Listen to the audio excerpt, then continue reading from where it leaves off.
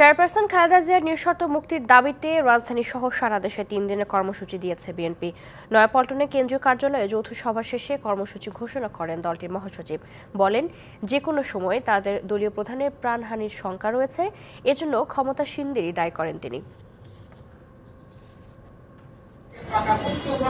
Chairperson Khaleda জিয়ার সুস্থতা কামনায় কয়েকদিন ধরেই রাজধানী সহ সারা দেশে দোয়া মাহফিল করছে বিএনপি। দলীয় প্রধানের মুক্তি ও উন্নত চিকিৎসা নিশ্চিতে এবার ক্ষমতাসীনদের ওপর রাজনৈতিক চাপ তৈরি করতে চায় দলটি। সে উপায় খুঁজতেই দলের কেন্দ্রীয় কার্যালয়ে যৌথ সভার আয়োজন করা হয়। জানেন কিভাবে তার উপরে নির্যাতন নিপীড়নের ফলে সভা শেষে কর্মসূচি তুলে ধরেন বিএনপি মহাসচিব।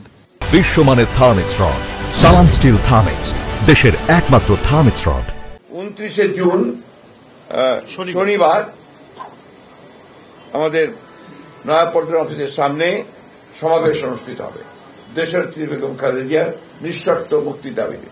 1 জুলাই মহানগরগুলোতে এই সমাবেশ দেশনেত্রী মুক্তির দাবিতে সমাবেশ অনুষ্ঠিত হবে। এরপরে হচ্ছে 3 তারিখে সারা দেশের জেলা সদরগুলোতে তার মুক্তির দাবিতে সমাবেশ অনুষ্ঠিত হবে। দাবি করেন দলীয় প্রধানের নিঃশর্ত মুক্তি। দেশনেত্রী বেগম খালেদা জিয়া এমন একটা জায়গায় উপস্থিত হয়েছে যে কোনো সময় তার জীবনহানি হতে পারে। এই একটা অবস্থার মধ্যে উন্নত কেন্দ্রে চিকিৎসা কেন্দ্রে তাকে সরকার দিচ্ছে না।